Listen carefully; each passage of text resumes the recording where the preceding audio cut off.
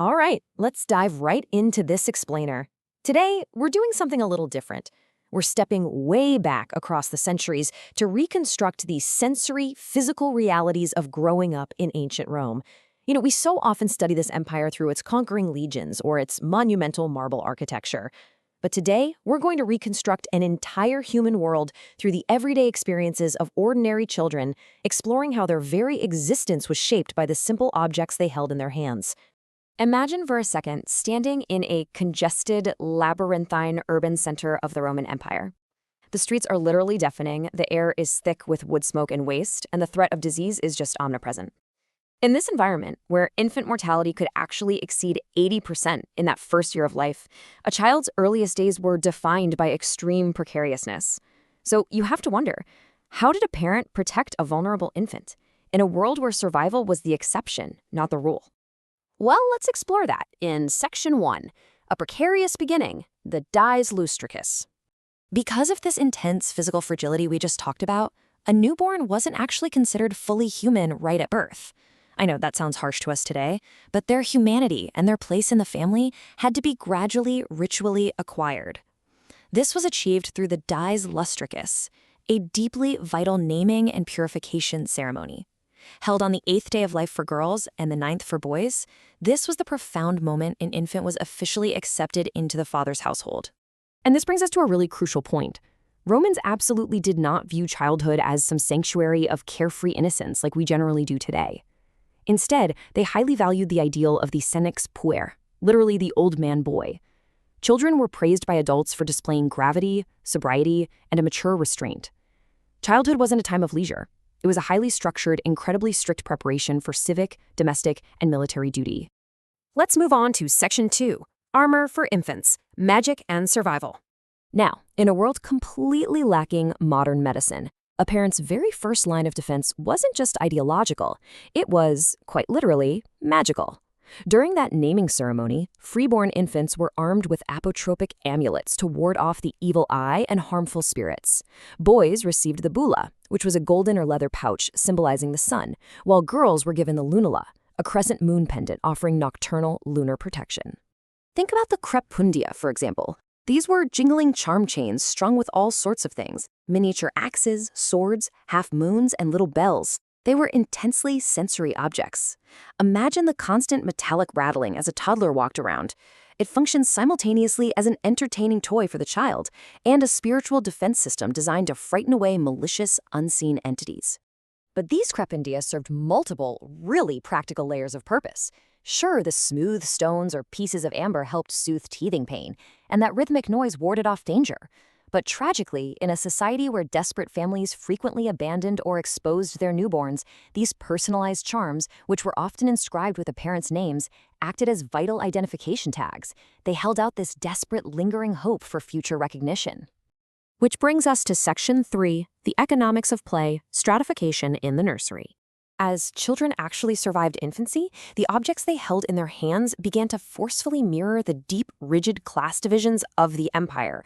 Material culture reinforced social hierarchy right from the cradle. So while a patrician child rolled heavy cast silver dice or played with these beautifully articulated carved ivory dolls, a plebeian child made do with simple clay figures or even discarded cattle foot bones sourced straight from the local butcher's waste. For a heartbreakingly real example, consider this stunning survival from the archaeological record. Preserved in the dry, unforgiving sands of Roman Egypt, the Oxyrhynchus ragdoll is just 19 centimeters of coarse linen stuffed with papyrus stalks. A single blue glass bead, simulating a hair ornament, reveals exactly how lower-class families creatively repurposed household waste to manufacture beloved playthings for their kids. Meanwhile, on the complete opposite end of the spectrum, wealthy children were handed premium tools for their advancement.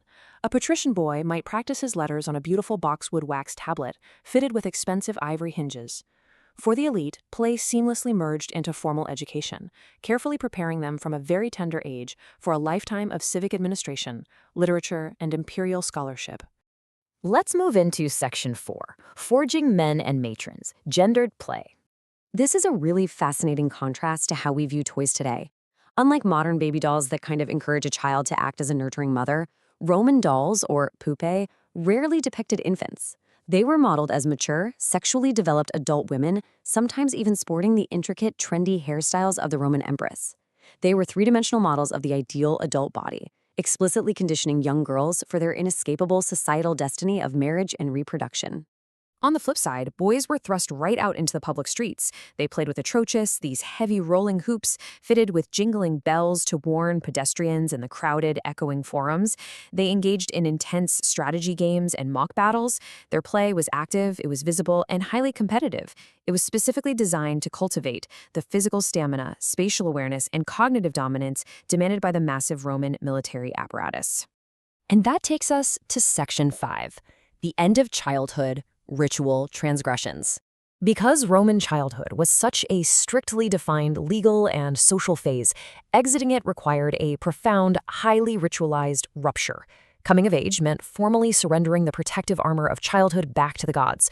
A boy dedicated his bulla to the household spirits and donned the pure white toga virilis. For girls, however, this transition into a matron's life was tied directly to marriage, which, for elite families, could legally occur when she was as young as 12 years old. To put that into perspective, on the actual eve of her wedding, a young bride would ceremonially offer her dolls and her lunula at the family altar. She surrendered her girlhood, stepping right across the threshold from her father's absolute authority into the adult world of her husband. She'd set aside her childhood clothes, don the woven bridal tunic, and cover her uniquely braided hair with the vibrant, flame-colored flammeum veil. Tragically, though, the staggering mortality rates we discussed right at the beginning meant that countless children never actually reached these vital coming-of-age ceremonies. Their transition to adulthood was permanently suspended by early death. And this reality leaves us with the human heart beating beneath all this history.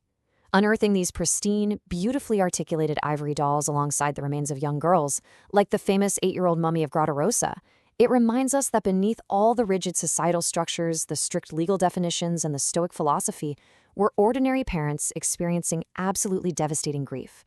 They bury these items as eternal playthings for a transition that was just never meant to come. Ultimately, Roman toys reveal a civilization's intense obsession with duty, warfare, class hierarchy, and this desperate, magical fight just to survive. They show us exactly how these people understood their world. Which leaves us with a pretty provocative thought. When the archaeologists of the next millennium unearth the playthings of our modern children, what exact realities about us will they piece together from the plastic left behind?